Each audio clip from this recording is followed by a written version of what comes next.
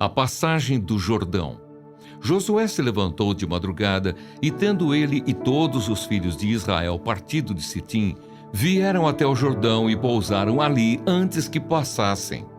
Ao fim de 3 dias, os oficiais passaram pelo meio do arraial e deram ordens ao povo, dizendo: quando vocês virem que os sacerdotes levitas estão levando a arca da aliança do Senhor, seu Deus, saiam também do lugar em que vocês estão e sigam a arca. Contudo, deixem uma distância de cerca de 1 quilômetro entre vocês e a arca. Não se aproximem dela. Dessa forma, vocês saberão o caminho pelo qual devem ir, visto que nunca antes passaram por tal caminho. Josué disse ao povo: santifiquem-se, porque amanhã o Senhor fará maravilhas no meio de vocês. E também falou aos sacerdotes, dizendo: levantem a arca da aliança e passem adiante do povo. Levantaram, pois, a arca da aliança e foram andando adiante do povo. Então o Senhor disse a Josué: hoje começarei a engrandecer você aos olhos de todo o Israel, para que saibam que, como estive com Moisés, assim estarei com você. Portanto, você dará uma ordem aos sacerdotes que levam a arca da aliança, dizendo: quando chegarem às margens das águas do Jordão, parem ali. Então Josué disse aos filhos de Israel: venham cá e ouçam as palavras do Senhor seu Deus.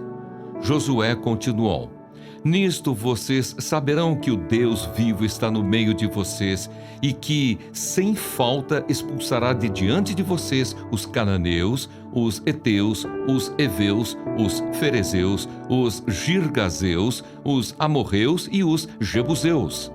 Eis que a arca da aliança do Senhor de toda a terra vai passar o Jordão na frente de vocês. E agora escolham 12 homens das tribos de Israel, um de cada tribo. Quando as plantas dos pés dos sacerdotes que levam a arca do Senhor Deus, o Senhor de toda a terra, tocarem nas águas do Jordão, elas serão cortadas, a saber, as águas que vêm de cima e se amontoarão. Quando o povo saiu das suas tendas para passar o Jordão, os sacerdotes que levavam a arca da aliança iam adiante do povo. E quando os que levavam a arca chegaram ao Jordão e os seus pés se molharam na beira das águas, porque o Jordão transbordava sobre todas as suas ribanceiras durante todo o tempo da colheita, as águas que vinham de cima pararam de correr. Levantaram-se num montão, numa grande distância, até a cidade de Adã, que fica ao lado de Sartã, e as águas que desciam ao mar da Arabá, que é o mar salgado, foram completamente cortadas. Então o povo passou diante de Jericó. Porém, os sacerdotes que levavam a arca da aliança do Senhor pararam firmes no meio do Jordão, e todo Israel passou a pé enxuto, atravessando o Jordão. As 12 pedras tiradas do meio do Jordão.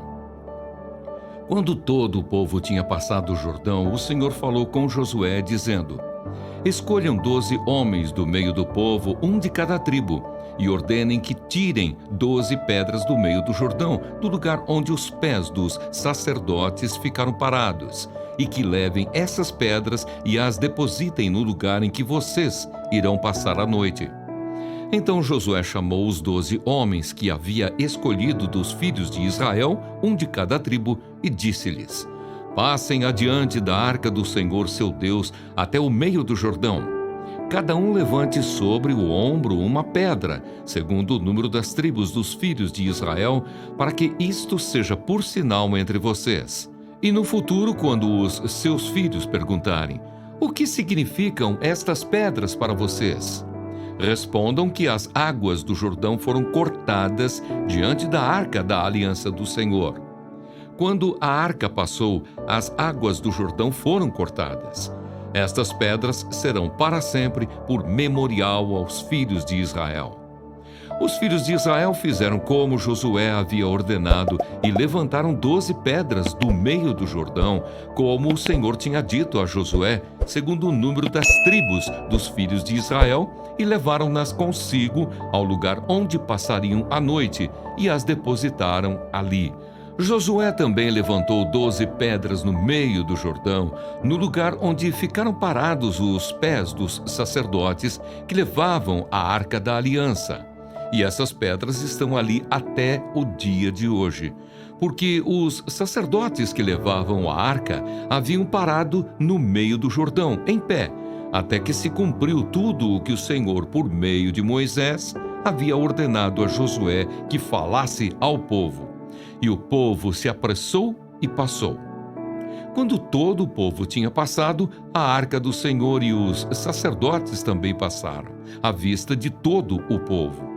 Passaram os filhos de Ruben, os filhos de Gade e a meia tribo de Manassés, armados, na frente dos filhos de Israel, como Moisés lhes tinha dito.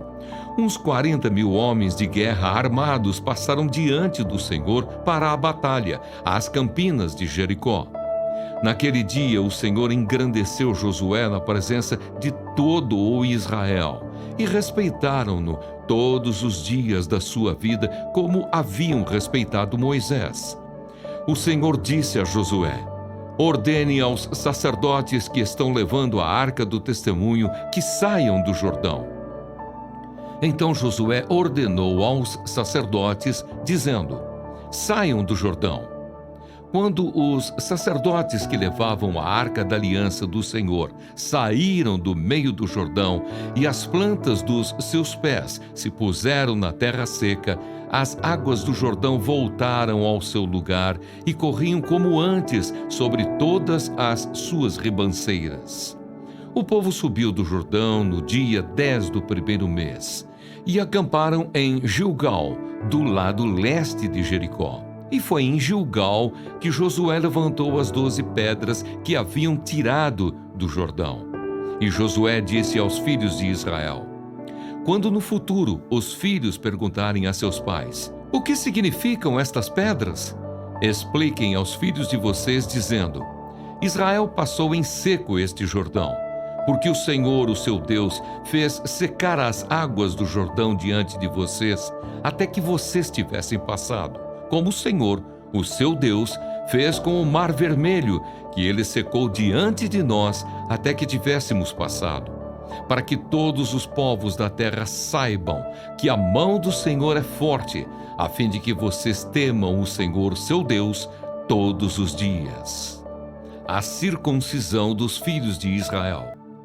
Quando todos os reis dos amorreus que habitavam deste lado do Jordão, a oeste, e todos os reis dos cananeus que estavam junto ao mar, ouviram que o Senhor tinha secado as águas do Jordão diante dos filhos de Israel, até que tivéssemos passado, o coração deles se derreteu de medo e ficaram desanimados por causa dos filhos de Israel.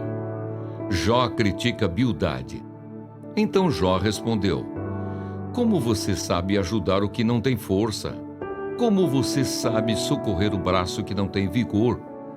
Como você sabe aconselhar o que não tem sabedoria e revelar plenitude de verdadeiro conhecimento? Com a ajuda de quem você profere tais palavras? E de quem é o Espírito que fala em você? Continuação da terceira fala de Bildade. A grandeza do poder de Deus. Os mortos tremem debaixo das águas com os seus moradores.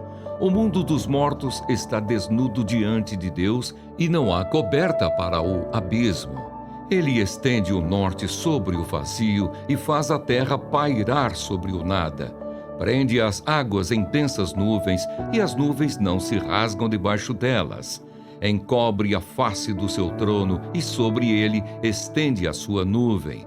Traçou um círculo sobre a superfície das águas, no limite entre a luz e as trevas.